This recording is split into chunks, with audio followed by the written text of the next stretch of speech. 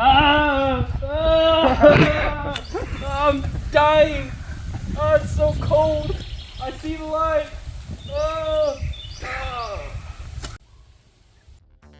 Those who came before me lived through their vocations from the past until completion. Will turn away no more. Beowulf. Hello, Beowulf. I am a ferocious dragon. Roar! Hello, nice to meet you. My name's Beowulf. Alright. Now, let us fight for our bird and destiny. Yes. Fight! Oh, I've been poisoned. Not again. Ouch! Ow! My arm! Roar again! Ow!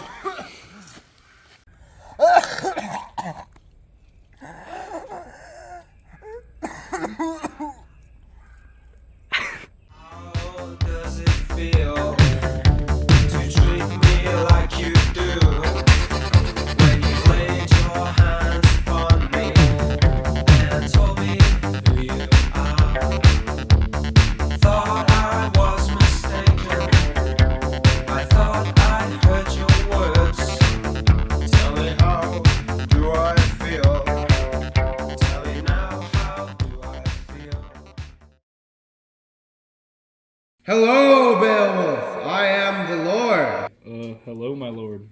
I see you have many things on your mind. I mean, of course I do. You're, God.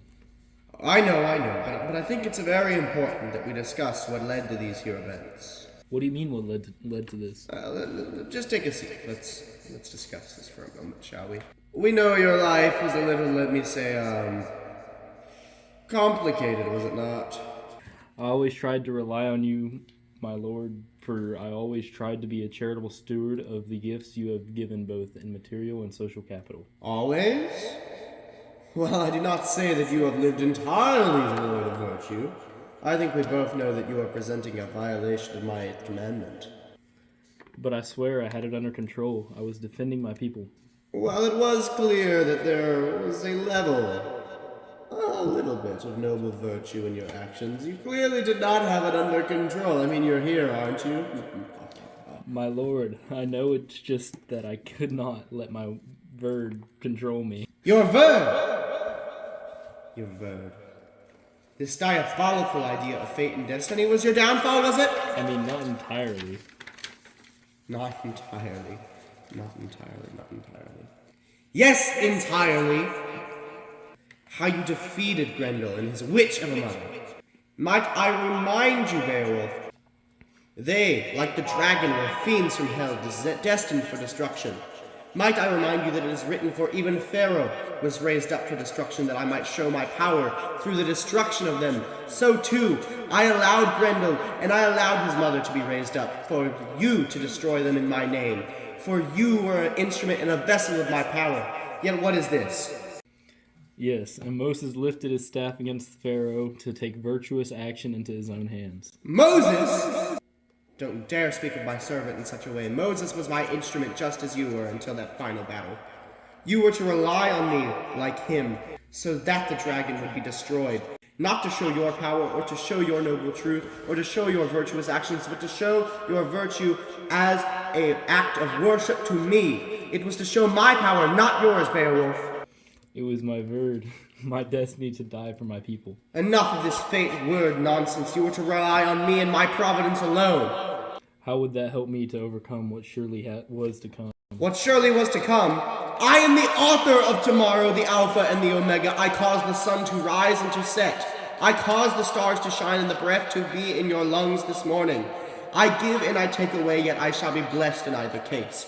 Your victories belong to me, and your defeats are for your own good. To rely on this fate above my plans is to forsake me entirely, to forsake my providence and to forsake my God-given plan. My lord, I never thought of it that way. Is there any hope for me? Let me turn and rely on you as I have when I defeated that ancient evil made manifest in Grendel. There is hope, Beowulf. It is I, O merciful God, that shows loving kindness on those who are repentant. However, there was even a hope before this conversation, as my mercy is so great that one mistake of pride cannot keep you from my grace. However, this does not mean that your final test was in vain. While I am eternal grateful for your mercy, O Lord, what do you mean by in regards to my final test? It is written that he himself shall be saved as through fire. This works perfectly with your situation. This final chapter of your life, Beowulf, just shows how much better my plans are than your own or your concept of fate. My plans are for your benefit, Beowulf. And when you stray, I will have mercy, but you will experience that purging fire of immortal defeat. Look at you now. Look at your kingdom and your realm, soon to be conquered and its riches soon to be scattered. Beowulf, this earthly glory brought you nothing but death and decay, but I ask you to remember what fruit was bore from calling on my providence. Triumph. Exactly. Only my plans lead unto triumph, while mortal plans lead only unto death. There are those who have chosen that path. Just see. But, I know you love me, and I am happy, and I am glad to have mercy on those who love me, and those who rest in my providence, for you have shown through your other temptations that you are capable of virtue, and that you have shown that even though you have faltered in one area of the law, that you have strove and strived to keep my law. So, I hope that you will rest in my providence. Lord, I am regretful of my actions, and I confess that I have sinned against you in the thought, word, and deed. But let me find hope in your great promise to forgive those who are penitent and restore those who repent. Well then, Beowulf, I have but one more thing to say to you. Well done, my good and faithful son.